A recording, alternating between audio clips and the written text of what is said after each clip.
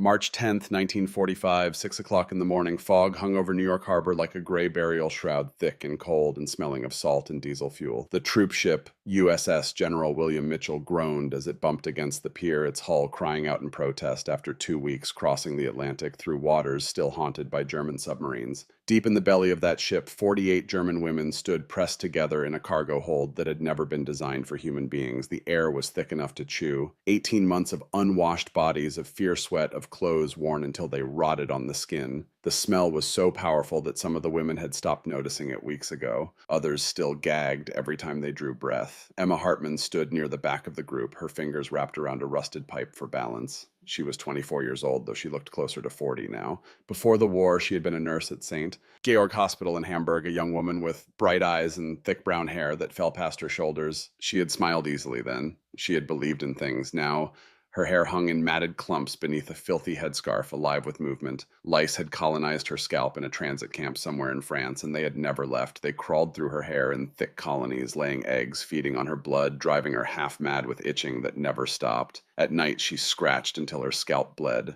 During the day, she tried not to think about the tiny legs moving against her skin. Her Luftwaffe auxiliary uniform had faded from gray to something closer to brown. The collar was stiff with old dirt and dried sweat. Her leather boots had cracked open at the seams, and she had stuffed them with newspaper to keep out the cold. Everything she owned fit into a small bundle clutched against her chest. One photograph of her parents. One worn-out comb that no longer worked through her tangled hair. One letter from home that she had read so many times the paper was falling apart. The hatch above them clanged open. Cold March air rushed down into the hold, and the women gasped. After weeks in that fetid darkness, the fresh air felt like a physical blow. Emma blinked against the gray light filtering down through the opening, her eyes watering, her heart beginning to pound. This was it. The moment she had been preparing for, the moment she had been dreading. Above them, an American voice shouted something in English, then boots on metal stairs, then silence. Emma thought about what she knew of Americans, what she had been taught, what she had heard on Reich radio during the long years of war. The Americans were barbarians. That was what Reichsminister Goebbels had said over and over, his voice crackling through the speakers in every home, every factory, every hospital ward.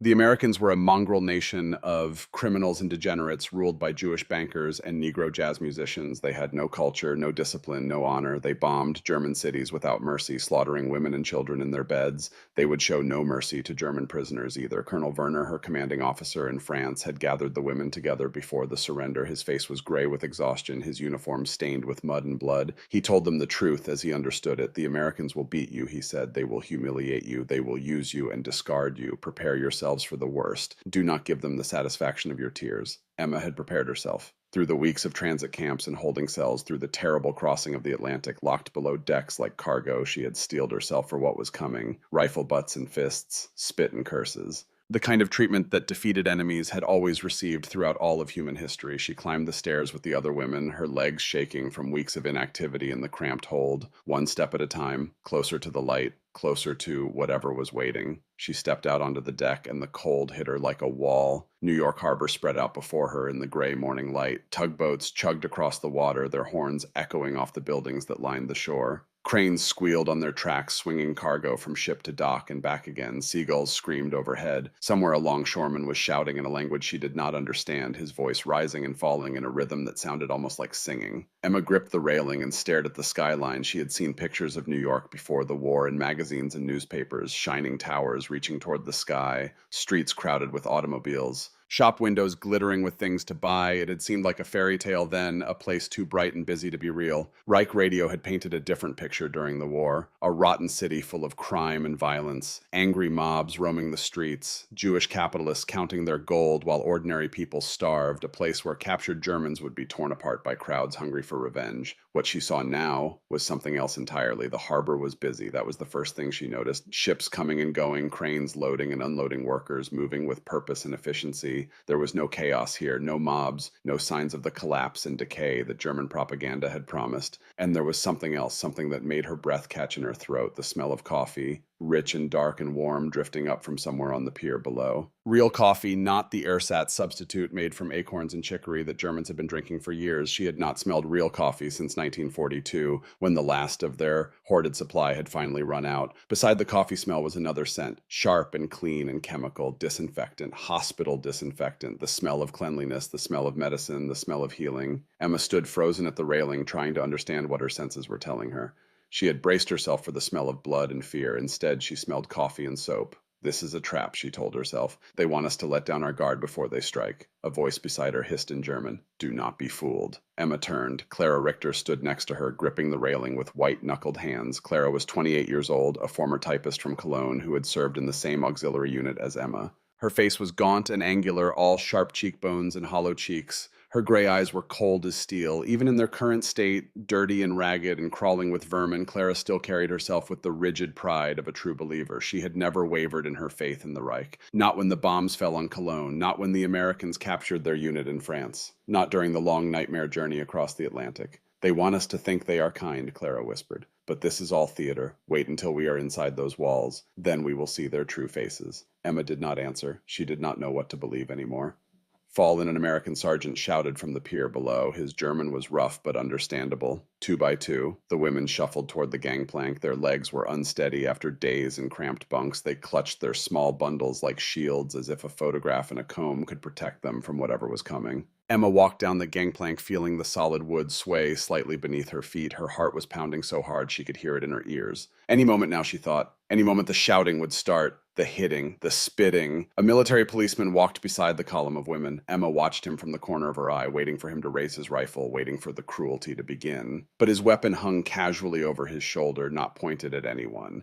His face was tired, but not hostile. He looked like a man doing a job he had done many times before, a job that had become routine. To the American dock workers, the women were just another shipment. By 1945, New York Harbor had already received more than 370,000 German prisoners of war. 48 more women meant nothing to them. Just another line on a manifest. Just another group of enemies to be processed and shipped somewhere else. The women reached the end of the pier and were herded not into a cage, but into a long warehouse with steam clouding the air near the far end. Emma stepped through the door and stopped, overwhelmed by what she saw inside. Tables arranged in neat rows where medical orderlies waited with clipboards. Another table piled with cloth bundles and metal basins. Against one wall, an army barber chair gleaming under electric lights, and next to it a small stand holding a pair of electric clippers that hummed and buzzed like a living thing. The smell of disinfectant was stronger here. Soap and chemicals and steam. The smell of cleanliness so foreign to women who had not had a real bath in 18 months.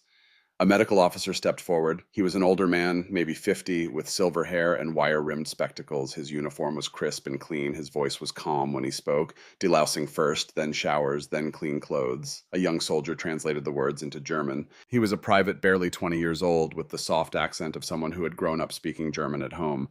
Later, Emma would learn that he was from Ohio, the son of German immigrants who had come to America seeking a better life. You have lice, the translator said. We must remove them. Your hair will be cut short. Some heads will be shaved. A low moan moved through the line of women. Emma felt her stomach clench. In German culture, a woman's long hair was sacred. It was her crowning glory, the symbol of her femininity and virtue. Nazi propaganda had glorified the ideal German woman with thick braids and flowing locks. To have your head shaved was a punishment reserved for criminals and traitors, collaborators, women who had slept with the enemy. The idea of American men cutting their hair made the women feel sick with shame. This was the humiliation they had been warned about. This was where the cruelty would begin. Emma's fingers went to the heavy knot at the back of her head. Beneath the greasy tangles, she could feel things moving, the lice that had tormented her for so long, crawling and breeding and feeding. She had scratched her scalp bloody, trying to find relief. She had wept with frustration in the night, unable to sleep because of the constant maddening itch. But still, the thought of clippers on her scalp, of American hands touching her, of emerging bald and exposed before foreign men made her knees go weak. Clara was the first to resist. No. Her voice cut through the warehouse like a blade. She grabbed her long braid with both hands and backed away from the line, her eyes wild. You will not shame me. Do what you like, but not this. Emma watched frozen, waiting for the Americans to react, waiting for the beating to begin. But no one raised a hand. Instead, a woman in a white nurse's coat stepped forward. She was in her early 30s with auburn hair pinned beneath a nurse's cap and a face full of freckles. Her green eyes were calm and steady. This was Lieutenant Margaret Sullivan, Maggie, as her colleagues called her. She was from Boston, the daughter of Irish immigrants who had grown up in a working class neighborhood and clawed her way up through hard work and determination. She had seen thousands of prisoners come through this processing center. She knew their fear. She understood their shame.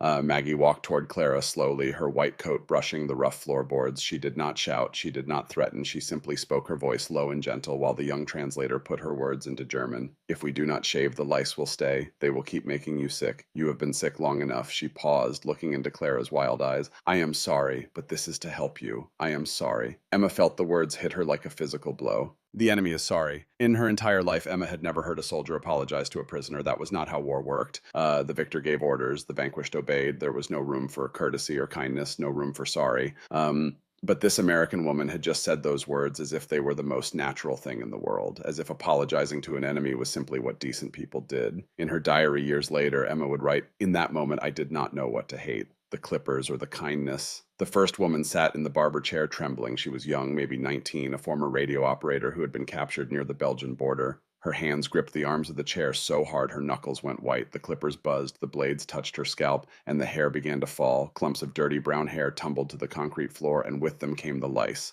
White specks crawling out of the fallen hair, seeking new warmth, new blood. An orderly stepped forward immediately with disinfectant powder and a broom. No one laughed. No one jeered. The girl was simply helped out of the chair and handed a clean cotton headscarf. When it was Emma's turn, she kept her eyes fixed on a knot in the wooden wall. She felt gentle fingers working her hair loose from its tangled knots. She felt the clippers pass over her skull once, twice a dozen times. Cold air touched skin that had not seen light in years. She waited for insults. None came. Then she felt it. A sharp sting at the back of her head. The clippers had nicked her scalp. Just a small cut, barely bleeding, but enough to make her wince. Lieutenant Sullivan stopped immediately. She set down the clippers and reached for a cotton ball soaked in antiseptic. The liquid stung sharply when it touched the cut, and Emma hissed through her teeth. "I am sorry," Maggie said in English. Then slowly and carefully in heavily accented German, "Es tut mir leid." Emma felt tears prick at her eyes. Not from the pain. The cut was nothing. She had endured far worse during the war wounds and infections and the constant gnawing hunger that never went away. No. The tears came from something she could not name, something that cracked open in her chest when this American woman stopped what she was doing, tended to a tiny wound, and apologized for causing even the smallest pain. The strangest thing was not the loss of my hair, Emma wrote later. It was that the hands that took it were careful, and when those hands hurt me even by accident, they stopped to say sorry. She stepped down from the chair and was handed a plain cotton headscarf. Her scalp felt strange and light, exposed to the air for the first time in years. She reached up and touched it, feeling the rough stubble, the cool skin, the absence where her hair had been. The lice were gone. She could feel it. That constant crawling sensation that had driven her mad for so long had finally stopped. Her scalp was clean. Her scalp was her own again. She wrapped the scarf around her bare head and walked toward the steaming end of the warehouse where the showers waited. The tile room was filled with steam. Shower heads lined the walls, and the air was thick with moisture and the smell of soap. Real soap. White bars that smelled faintly of lemons and hospitals. Emma stripped off her filthy uniform. The fabric was so worn it practically fell apart in her hands. She let it drop to the tile floor and stood naked for the first time in front of strangers, her body thin and pale, her ribs visible beneath her skin. She stepped under a shower head and waited. At first nothing happened. The pipes groaned somewhere deep in the walls. Then with a metallic screech, water exploded from the shower head above her. Hot. So hot it stung her skin.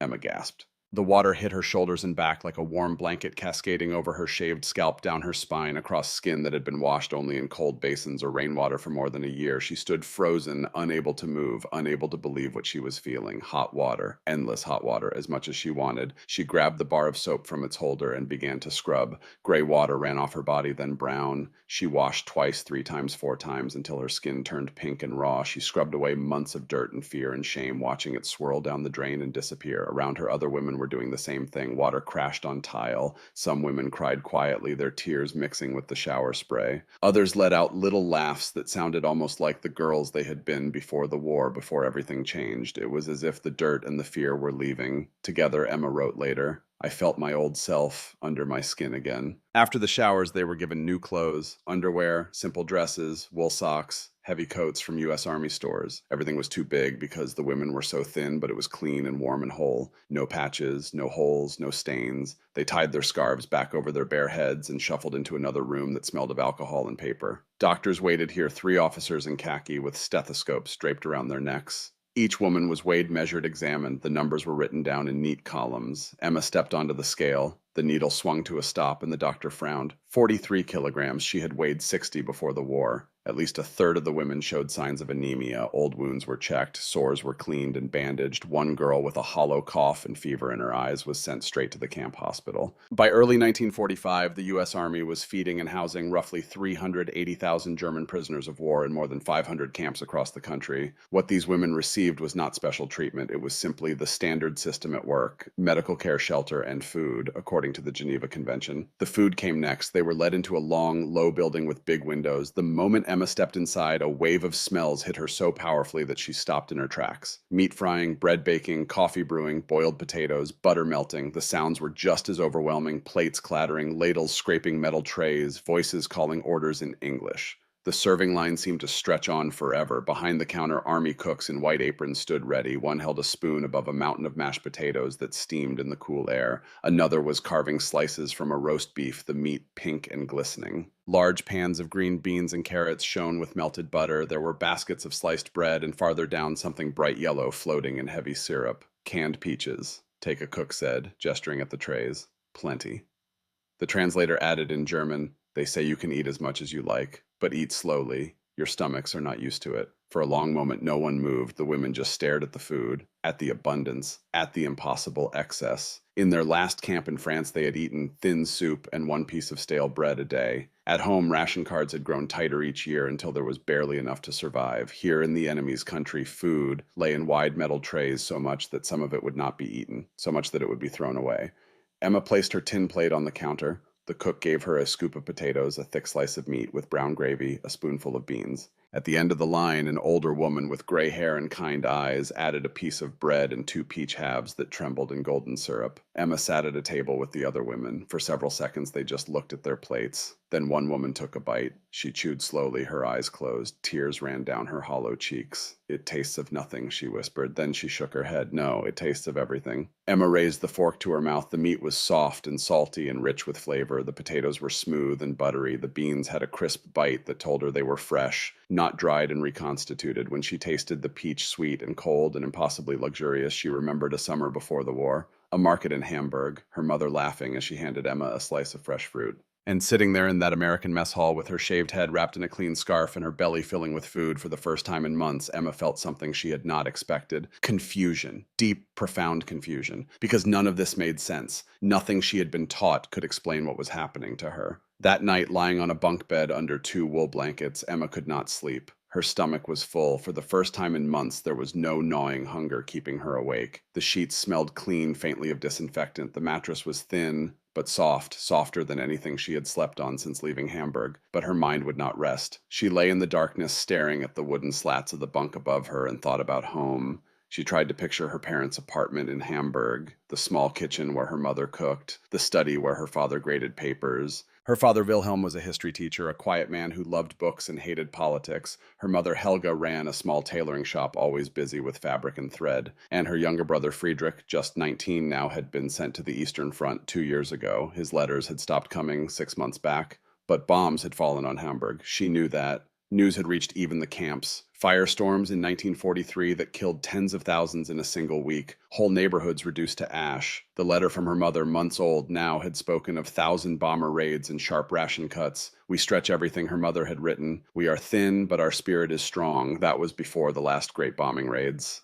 before the final collapse. Emma was now eating more than 2,500 calories a day, nearly as much as an American soldier. In many German cities by 1945, civilians were surviving on barely 1,000. Every spoonful of potatoes, every slice of roast beef, every golden peach half swimming in syrup, all of it felt heavier when she thought of her family. "Why here?" she wrote in a small notebook given to her by a camp worker. "Why am I safe and warm while my family hides in cellars? The enemy feeds me better than my own state ever did. I do not know what to do with this fact. Around her in the darkened barracks, other women lay awake with the same double feeling, relief in their bodies, a stone of shame in their chests. The camp was saving their lives. Somewhere beyond the ocean, the people they loved were facing hunger and bombs. In the bunk across the aisle, Clara Richter lay on her back staring at nothing. "They are fattening us," Clara whispered into the darkness, "like pigs before slaughter." Emma did not answer. She wanted to believe Clara was right. It would be easier that way, easier to hold on to the hatred, easier to keep the wall intact. But she kept thinking about the nurse who had apologized, about the gentle hands that had stopped when they drew blood, about the two simple words that had cracked something open inside her.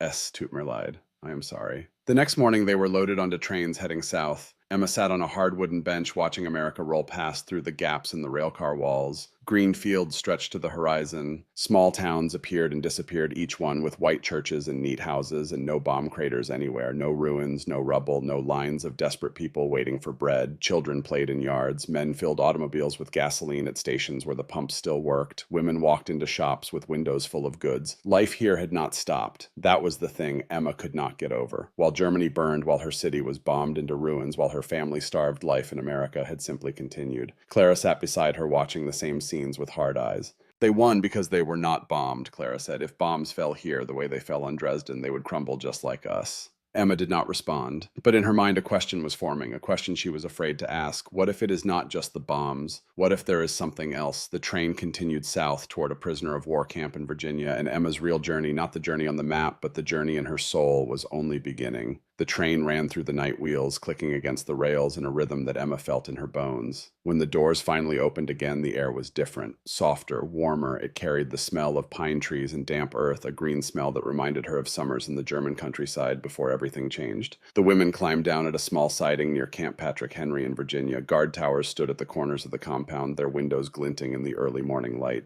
Barbed wire stretched between wooden posts, sharp and silver and impossible to ignore, but the buildings inside the fence were painted white, and along the pathways, small flower beds were beginning to bloom with the first colors of spring. Emma walked in single file with the other women past an American flag snapping in the warm breeze. Her head was wrapped in a plain scarf over the rough stubble that had started to grow back. Without hair, her face looked older, her eyes enormous in her thin face. She felt the sun on her bare neck warm and gentle. She felt the strange lightness on her scalp where the lice had lived for so long. They were gone now. The crawling itch that had followed her through France and across the Atlantic had finally stopped. In her mind, though, she still heard scratching. The camp was larger than she had expected. Rows of wooden barracks painted white with small porches and windows that actually had glass. A volleyball court with a net stretched tight between two poles. A recreation building with large windows that caught the morning light. A small infirmary with a red cross painted on the door, and everywhere the smell of food cooking. Breakfast, she realized, bacon and eggs and coffee and bread. The women were processed quickly, names recorded, photographs taken, barracks assignments handed out on small slips of paper. Emma found herself in Barracks 7 with 11 other women, including Clara Richter, who had not spoken to anyone since the train. The barracks was simple but clean, 6 bunk beds arranged along the walls, a small stove for heat, windows that let in the Virginia sunshine, foot lockers at the end of each bed where they could store their meager possessions. Emma sat on her assigned bunk, the lower one nearest the door, and ran her hand across the mattress. It was thin, but real, covered with clean sheets that smelled of soap.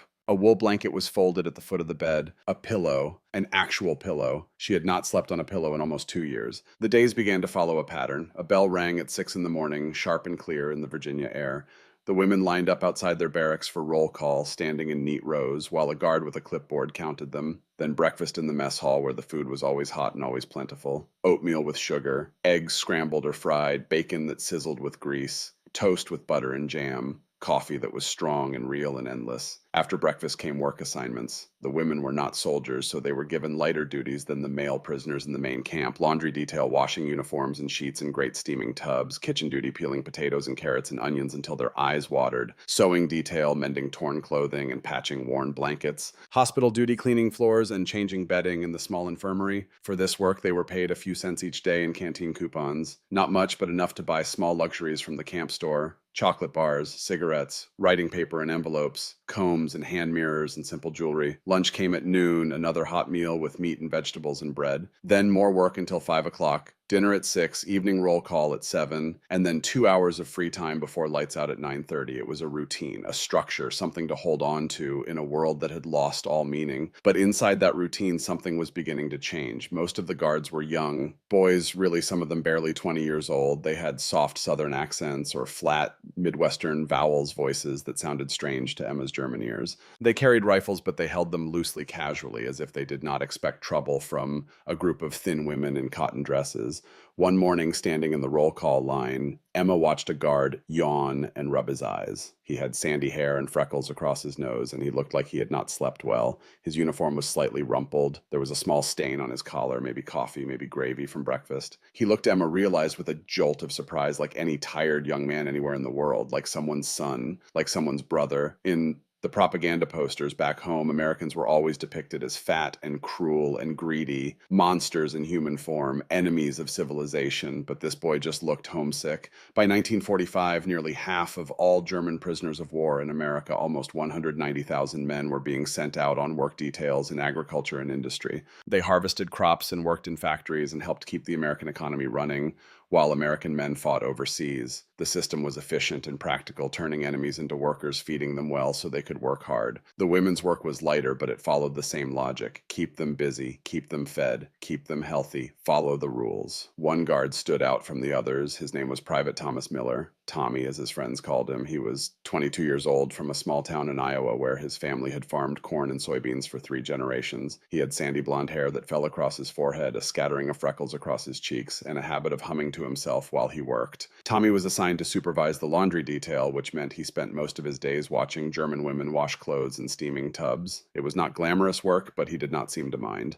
He sat on a wooden crate near the door, his rifle leaning against the wall, and watched the women with curious but not hostile eyes. His German was terrible. Emma could barely understand him when he tried to speak her language, but he tried anyway, mangling the pronunciation so badly that some of the women giggled behind their hands. One day he pointed at a laundry cart and said the English words slowly. Cart, C-A-R-T. Then he tapped his chest. Tommy. Then he pointed at Emma gently with an open hand rather than an accusing finger. You, Emma, she replied. He smiled, a real smile, warm and genuine, that crinkled the corners of his eyes. Emma, good name. After that, he used every spare moment to teach her words. Soap, bucket, towel, water, hot, cold, sun, rain. Good morning. Good night, please. Thank you. Sometimes he drew pictures on scraps of paper, simple sketches of objects with the English words written beneath them. An apple, a tree, a house, a bird. He was not a good artist, but Emma understood what he was trying to do. You learn, he said slowly, his blue eyes earnest. You go home, you speak, war finish, peace. He treated our English lessons like a gift, Emma wrote later, not a weapon. I kept waiting for him to show the other face we had been warned about. It never came. The first Red Cross truck arrived on a warm afternoon in late April. Emma was hanging sheets on a clothesline when she heard the engine. She looked up and saw a white van with a red cross painted on each side rolling through the camp gates. Dust billowed behind it as it came to a stop near the recreation building. Volunteers climbed down from the truck, men and women in light coats carrying cardboard boxes. They smelled of perfume and cigarettes, clean and foreign and impossibly civilized. They smiled at the prisoners and spoke to them through interpreters, asking about their needs and their complaints. The boxes contained treasures. Books in German and English,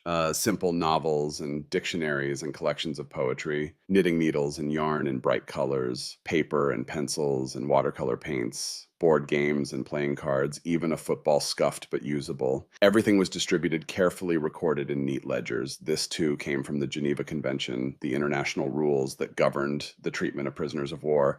But to the women it felt like kindness, like someone somewhere still remembered they were human beings. In the recreation building, the Red Cross workers set up a radio. That evening, the women gathered around it, listening to sounds they had never heard before. Swing music, big band jazz, trumpets and trombones and drums playing rhythms that made Emma's foot tap against the floor without her permission. Singers crooning about love and moonlight and dancing under the stars. Back home, this music had been forbidden. Degenerate, the Reich had called it. Negro music. Jewish music. Music that would corrupt the pure German soul. But sitting in that recreation room with the warm Virginia evening pouring through the windows, Emma could not find anything corrupt in it. The music just sounded happy, free, alive. They told us this music was degenerate, Clara said quietly, almost to herself, but it only sounds joyful. Emma glanced at her in surprise. It was the first crack she had seen in Clara's armor since they arrived. Sometimes work took the women outside the wire. In late spring, a truck carried a group of them to a nearby cannery that needed extra hands during the busy season. Emma sat on a wooden bench in the back of the truck, feeling the metal floor rattle beneath her feet as they drove through the Virginia countryside.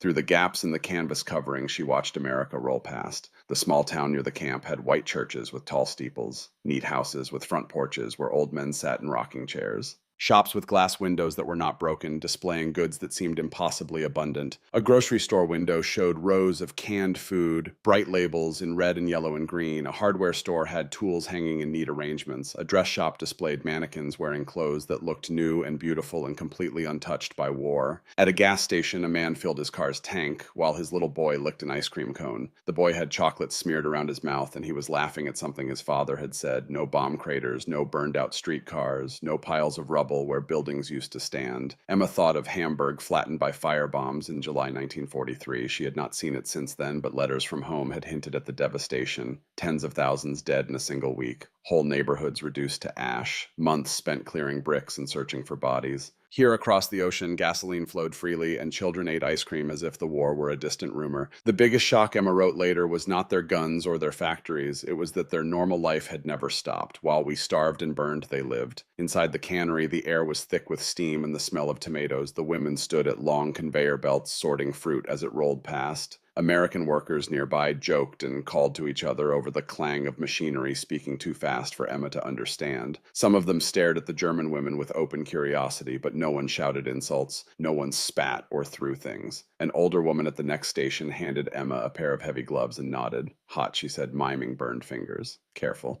The interpreter was not needed for that. Back at the camp in the evenings, the women gathered in the recreation building. Once a week, the Americans showed films. Sometimes it was comedy. People slipping on banana peels and falling into fountains. Men in suits chasing women in pretty dresses. Jokes that Emma did not always understand, but that made her smile anyway. Sometimes it was musicals, bright dresses, and big dance numbers. Songs that stuck in her head for days, even though she did not know the words. To see these films, Clara said one evening, is to see that their lives have room for nonsense.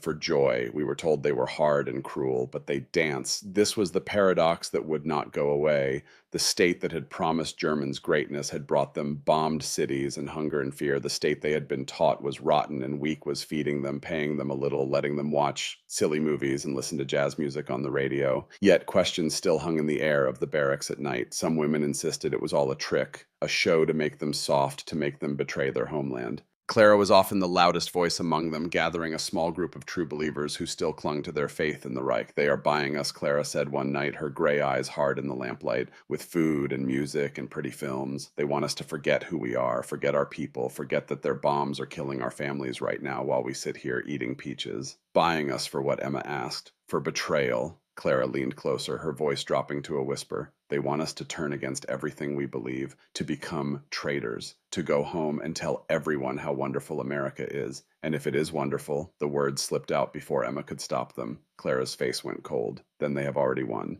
because you have stopped being German. The real break came not from music or movies or comfortable beds. It came from images the Americans chose to share as the war in Europe reached its end. By April 1945, the air in the camp felt different. Spring had fully arrived in Virginia. The trees outside the fence were thick with green leaves, and warm rain tapped on the tin roofs of the barracks. Inside, rumors moved faster than the clouds. Guards spoke in low voices, their faces sometimes worried, sometimes excited. Maps on the American bulletin boards changed every week, showing new lines pushed deep into German territory. The Reich was shrinking. The war was ending. One morning, the interpreter gathered the women in the mess hall. He stood on a small platform at the front of the room, a sheet of paper in his hand. The smell of coffee and metal trays filled the air. Outside, the flag snapped in a brisk wind. The German army has collapsed on the Western Front, he said in slow, careful German. American and British troops have crossed the Rhine. The Red Army is in the suburbs of Berlin. Your cities are suffering greatly. A murmur went through the room. Some women stared at their hands. Others shook their heads in disbelief. It cannot be so bad, Clara whispered. We were told there would be a counterattack. New weapons, new hope. But each week the news grew worse. In late April, they heard that Hitler was dead. Soon after that, Berlin had fallen. The Reich that Emma had grown up under, the thousand-year empire that was supposed to last forever, had survived only 12 bloody years. Now it was gone. Then the Americans decided it was time to show them why. One warm evening, instead of a comedy or musical, the projector in the recreation building showed something else. The curtains were drawn, the room was crowded, women packed onto benches and chairs, the air thick with the smell of dust and sweat and projector oil. The machine hummed and black and white images flickered onto the screen. At first, Emma was not sure what she was seeing. A gate with strange words in wrought iron. Arbeit macht frei. Work makes you free. Barbed wire stretching into the distance, long wooden barracks worse than anything in their Virginia camp. Then the camera moved closer, people in striped uniforms, but they were not really people anymore. They were skeletons with skin stretched over bone eyes, too large and hollow faces. They shuffled past piles of shoes, mountains of human hair, suitcases with names still painted on them in hopeful letters. In one terrible shot, a bulldozer pushed bodies into a trench, thin, naked, piled like firewood. Dozens of them, hundreds. This is Buchenwald, the interpreter said quietly. This is Bergen-Belsen. This is Dachau. American and British troops had forced German civilians to walk through these places when they were liberated. Now they were forcing Germans in America to look as well. Some women cried out and covered their faces. Others stared at the screen with dry eyes, too shocked to move. A few hissed that it was lies, Hollywood tricks, propaganda designed to break them. Emma could not look away. The shaved heads on the screen hit her hardest. Only weeks before, American nurses had shaved her head to kill lice, then wrapped it in a clean scarf and led her to hot showers and warm food. On the screen, heads were shaved to strip away identity, to turn human beings into numbers, to prepare them for work and death. The same buzzing sound of clippers, the same bare scalp, but in Virginia, the clippers had been an act of care. In those camps, they were instruments of annihilation. In Virginia, they apologized when they cut. In those camps, no one apologized for anything. They simply took everything, including life itself. After the film ended, an American officer and a Red Cross representative spoke. They handed out a printed sheet in German summarizing what had been found in the camps. More than 6 million Jews targeted for destruction, millions of others as well, Roma and Sinti, political prisoners, Soviet prisoners of war, homosexuals. Disabled people, anyone the Reich deemed unworthy of life, more than 40,000 camps and sites of detention or forced labor across German-controlled Europe, train schedules moving people to their deaths with German efficiency, lists of names, lists of numbers, lists of gold teeth extracted from corpses. It was not rumor, it was documentation, paper stamped and signed by German officials. Then the Red Cross man held up a small blue booklet. This is the Geneva Convention of 1929. He said, your government signed it. Our government signed it. It says that prisoners of war must receive enough food, basic medical care, and protection from violence. It says they may work but must be paid. That is why you receive rations and doctors and canteen coupons. It is not a favor, it is a rule. Emma remembered a transit camp near the English Channel months earlier. Through a fence, she had glimpsed British prisoners held by the Germans, thin men in ragged uniforms, guards shouting and striking with rifle butts. No Red Cross trucks there, no clean mattresses, no movies. In the barracks that night, the whispers were different than before. I saw Jews taken from our street in 1941, murmured one woman from Frankfurt. We were told they were going to work in the East. But why would workers be starved like that? My brother wrote from Poland, another said, her voice shaking. He hinted about shootings. I told myself he was exaggerating. Now I think he was not. Clara sat apart from the others, her face pale in the dim light. For once, she said nothing. In her small notebook, Emma wrote words that would stay with her for the rest of her life. Our side said it fought for honor and order, yet it built places with no rules, no mercy, no humanity. Their side, the one we called barbaric, binds even its enemies with rules that protect life. Where then is honor? Where was it ever? The Reich had already fallen on maps and in ruined cities. Now in this quiet southern camp, it was falling inside the minds of its daughters. They had come to America as loyal subjects of a mighty state. They were beginning to see that state had broken every promise, violated every law, committed crimes beyond imagination. The wire would open soon. The war in Europe was ending. Ships would carry them back toward the wreckage of their homeland. They would leave Virginia with shaved heads now covered in short new hair and with beliefs cut down just as sharply, waiting to grow back into something very different. On one of the last evenings before the news of Germany's surrender, Tommy found Emma sitting alone on the steps of the recreation building. The sun was setting over the Virginia hills, painting the sky in shades of orange and pink that reminded her of summers long ago. Music drifted from inside someone playing the radio, a woman singing about love and loss. Tommy sat down beside her, keeping a respectful distance. He held a folded piece of paper in his hands. For you, he said, holding it out. Emma took the paper and unfolded it. It was not a vocabulary list this time. It was a letter written in simple English that she could mostly understand. Dear Emma, war is over soon. You go home. I stay here, then maybe go home too. Iowa is far from Germany, but I think we are not enemies. We are just people. I hope peace is good. I hope your family is safe. I hope you remember some English words. Your friend Tommy Emma read the letter twice, 3 times. The words blurred as tears filled her eyes. Your friend. In all her years of war, she had never imagined that an enemy could become a friend, that the boy pointing a rifle at you one day could be teaching you words the next, that someone on the other side could see you as a person, not just a prisoner, not just a number, not just a representative of a defeated and disgraced nation. She looked up at Tommy. He was watching her with those earnest blue eyes, waiting to see if she understood. Thank you, she said in careful English. You are good. He smiled that same warm smile that crinkled the corners of his eyes. You are good too, Emma. Remember that. Whatever they told you about us, whatever we were told about you, we are just people. The sun sank below the hills, the music played on, and Emma sat on those wooden steps holding a letter from a friend, feeling something shift inside her chest, not breaking, not this time, healing. The camp loudspeaker crackled to life on a warm morning in May 1945. Emma was peeling potatoes in the kitchen, her hands moving automatically through the familiar motion. When the sound cut through the clatter of pots and pans, she stopped, knife frozen in midair, and listened. The interpreter's voice came through the metal cone, speaking slowly and clearly so everyone could understand. Germany has surrendered. The war in Europe is finished. The kitchen fell silent. Knives paused above cutting boards. A spoon clinked against a tin cup somewhere in the corner. The sound of the radio in the recreation building went quiet, as if the whole camp was holding its breath. Emma set down her potato and her knife. She wiped her hands on her apron and walked outside, where other women were already gathering in small clusters, their faces blank with shock. For 6 years, they had heard speeches about final victory, the Fuhrer's voice crackling through radios, promising that Germany would triumph over all its enemies, the thousand-year Reich, the master race, the inevitable victory of German blood and German soil. Now the Reich was gone, vanished like smoke, and they were standing in a prison camp in Virginia, peeling potatoes for the enemy, wearing clothes donated by the Red Cross. Emma felt strange. She had expected this moment to bring shame or rage. She had prepared herself to feel hatred toward the Americans who had defeated her country, who had bombed her cities, who had killed so many of her people. Instead, there was only a heavy tiredness and a question that would not go away. What comes next?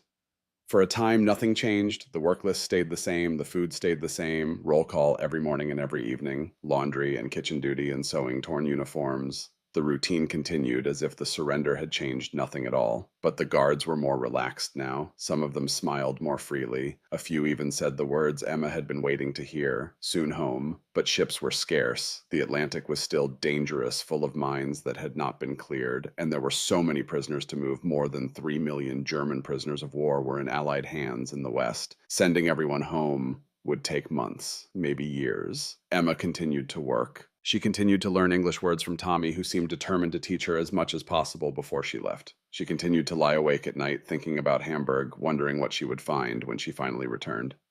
Summer passed. The Virginia heat was heavy and humid, so different from the cool breezes of the North Sea. Autumn came with leaves turning gold and red outside the wire, beautiful colors that made Emma's heart ache for reasons she could not explain. Winter brought cold rain and gray skies that reminded her of home. And finally, in late November 1945, her name appeared on a list. Repatriation, the slip of paper said. Group 47B. Departure December 3rd. She stared at the words for a long time. Repatriation, a fancy word that meant going home, going back to whatever was left. She and 30 other women were told to pack their belongings. Not that there was much to pack. A few clothes donated by the Red Cross, some books. Letters from home that had arrived sporadically over the months, each one more desperate than the last. The vocabulary list that Tommy had drawn for her, carefully folded and tucked into her small suitcase. On a cold December morning, they climbed into trucks for the last time. Emma sat on the hard wooden bench, feeling the engine rumble beneath her. Through the canvas covering, she could see the camp gates approaching, the guard towers, the barbed wire, the white-painted buildings that had been her home for 8 months. She looked back as the truck passed through the gates. Tommy was standing near the entrance, his hand raised in farewell. She could not see his face clearly through the distance and the dust, but she knew he was smiling. He was always smiling. She raised her hand and waved back. The truck turned a corner and Camp Patrick Henry disappeared from view. Clara Richter was not on the same transport. Emma had seen her the day before, standing alone near the barbed wire fence, staring out at the Virginia countryside with empty eyes. They had not spoken since the night of the film, when Clara's certainties had finally cracked. Some walls, Emma was learning, were too high to climb. Some people chose to stay behind them forever. New York Harbor looked different now that she was leaving. The same cranes swinging cargo from ship to shore, the same seagulls crying over the gray water, the same smell of salt and diesel and the cold wind off the Atlantic. But this time, Emma was not arriving in fear. She was leaving something behind, something that, in a strange and complicated way, had kept her alive. The ship that would carry them back to Germany was not a troop transport this time. It was a converted passenger liner, old and worn, but still functional. The women were given berths in a cabin below decks 4 to a room with actual beds and portholes that let in the gray winter light. Emma stood at the railing as the ship pulled away from the pier. She watched the New York skyline grow smaller, the tall buildings shrinking until they looked like toys on a shelf. The Statue of Liberty passed on the left, her torch raised against the cloudy sky.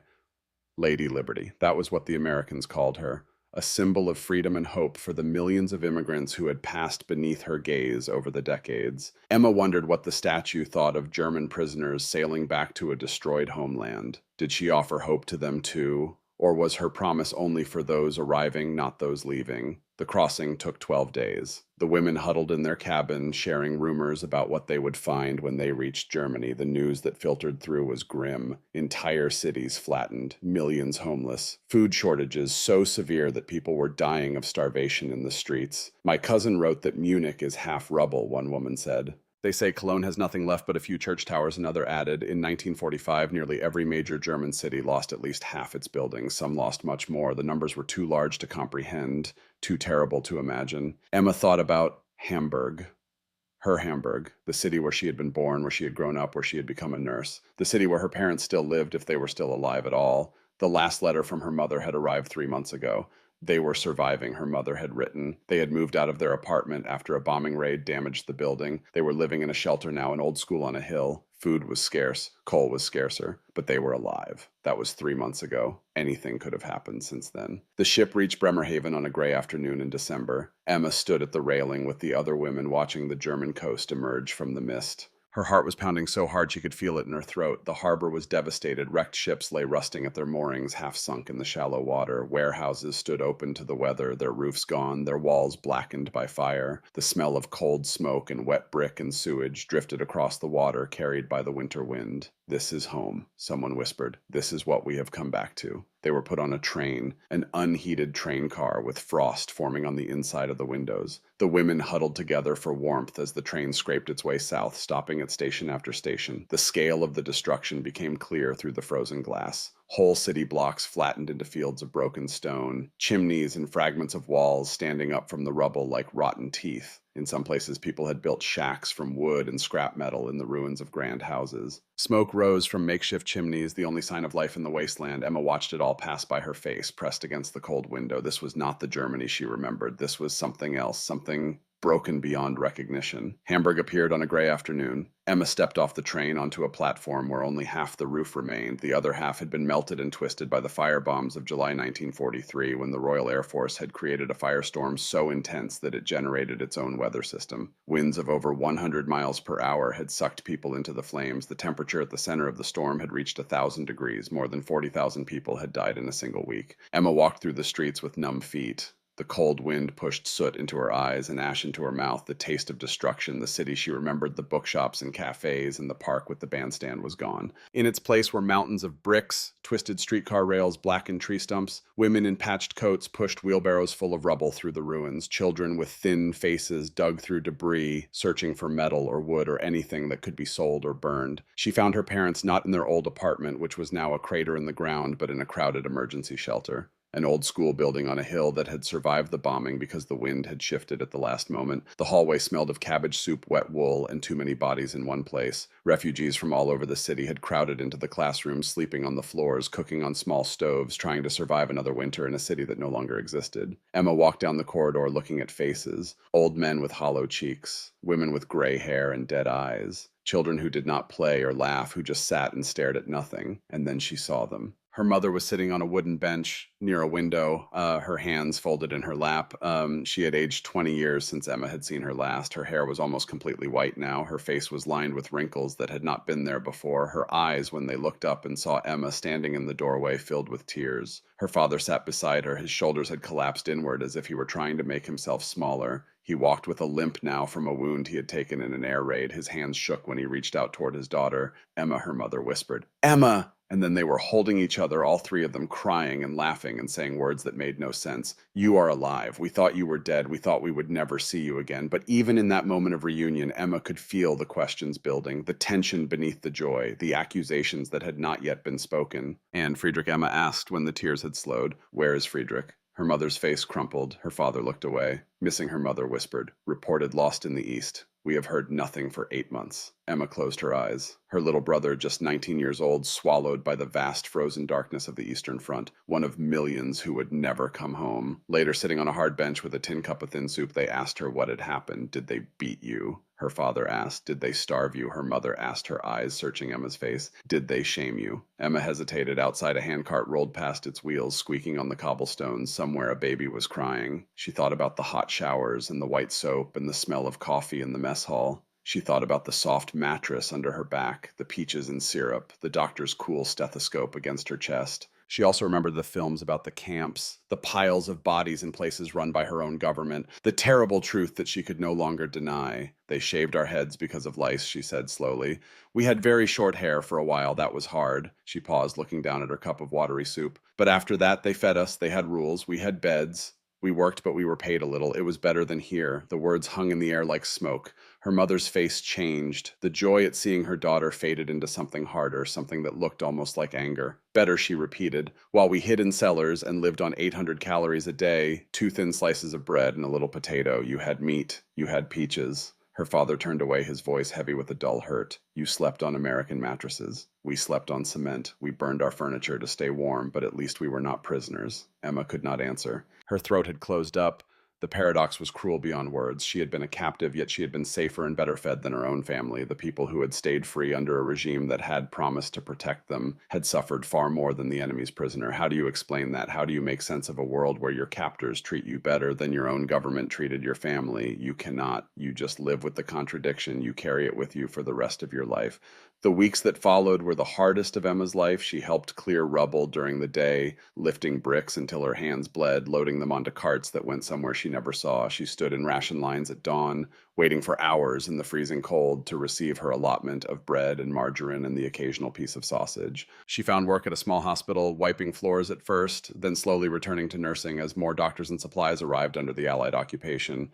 She saw patients with frostbite from the winter of 1946 to 1947, the worst winter in living memory. She saw children with rickets from malnutrition. She saw old people dying of cold because there was no coal to heat their rooms. And at night, lying on a straw mattress in a freezing room, she thought about Virginia. In her memory, the camp smelled of soap and coffee and fresh bread. She could hear the swing music playing on the radio. She could see Tommy's smile as he taught her the word for friend. She hated that part of her, longed for those sounds and smells. She hated that prison had been more comfortable than freedom. She hated that the enemy had shown her more kindness than her own people. But she also knew that what she had seen in Virginia, the humane treatment of prisoners, the terrible films from the concentration camps, had cut her old beliefs down to the root. The Reich had promised glory and delivered ashes. The Americans had promised nothing and delivered humanity. How do you rebuild your world after learning that everything you believed was a lie?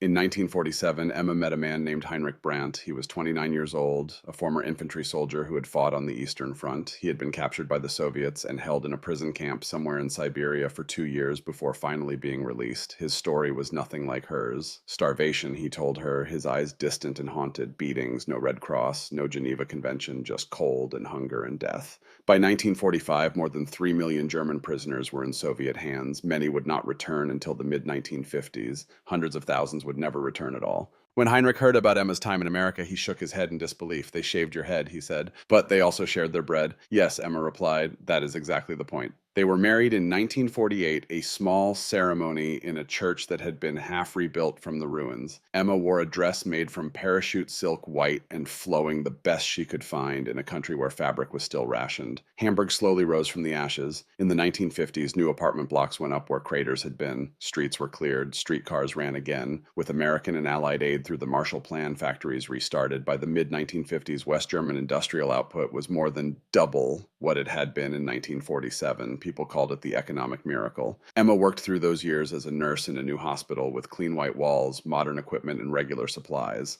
Sometimes walking through the bright corridors that smelled of disinfectant and coffee, she thought of the camp infirmary in Virginia.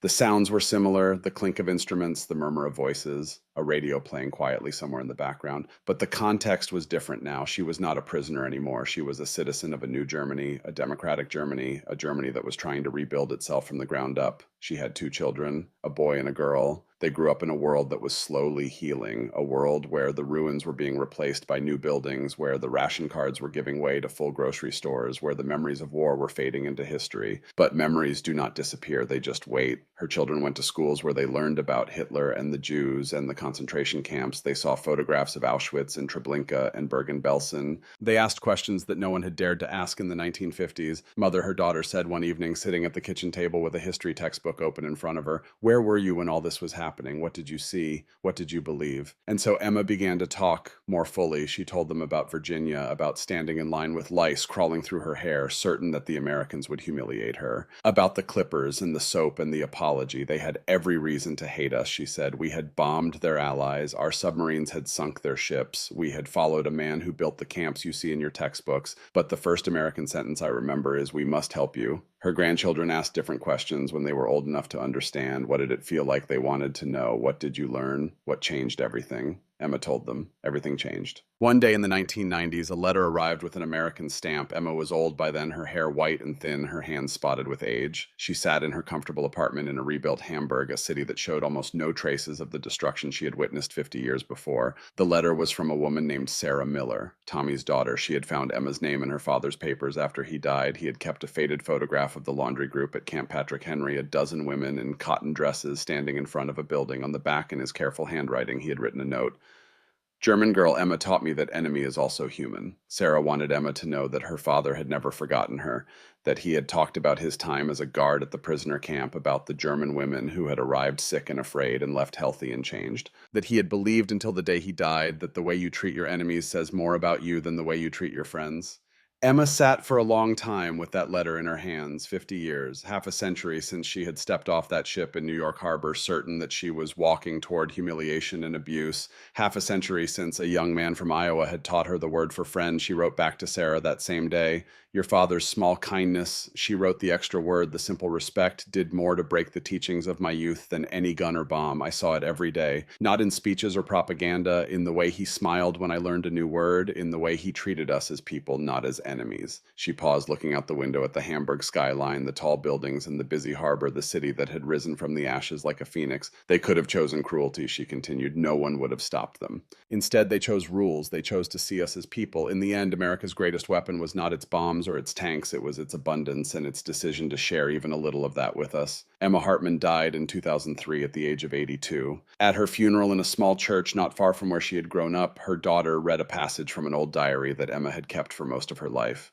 The entry was dated December 1945, written in a freezing shelter in the ruins of Hamburg just weeks after she had returned from America. "I do not know what to believe anymore," the young Emma had written. "Everything I was taught has turned out to be a lie. The Reich promised us glory and gave us ashes. The enemy promised us nothing and gave us humanity. But perhaps that is the lesson. Perhaps the measure of a people is not how they treat their friends, but how they treat their enemies." Perhaps the true test of civilization is what you do when you have power over someone who cannot fight back. The Americans had that power over us. They could have done anything. Instead, they gave us soap and food and movies and music. They showed us the terrible truth about our own government. They treated us as human beings even when we had not earned it. I will carry this with me for the rest of my life. The memory of clippers and kindness, the memory of an enemy who apologized, the memory of a young man from Iowa who taught me that war does not have to destroy everything. The last entry in Emma's diary was written in shaky handwriting just a few months before she died. "I am old now," she wrote. "My children are grown. My grandchildren are growing. The world has changed in ways I never imagined, but I still remember the smell of that warehouse in New York Harbor, disinfectant and coffee, the buzz of the clippers, the sting of the antiseptic on my scalp, and the voice of an American nurse saying two words that changed everything: I am sorry." Such small words, such enormous power. When you hold power over another person, the choice you make defines who you are. You can choose cruelty, you can choose indifference, or you can choose kindness. The Americans chose kindness, not because they had to, not because anyone was watching, but because that is who they decided to be. And in doing so, they saved not just my body, but my soul. They showed me that enemies can become friends, that hatred can become understanding, that even in the darkest times, humanity can reach across the wire. I am grateful. After all these years, after everything that happened, I am still grateful. And I hope that whoever reads these words will remember the lesson I learned in that Virginia camp so many years ago. When you have power, use it wisely. When you have strength, use it gently. When you have enemies at your mercy, show them mercy. Because the way you treat the defeated says more about you than any victory ever could.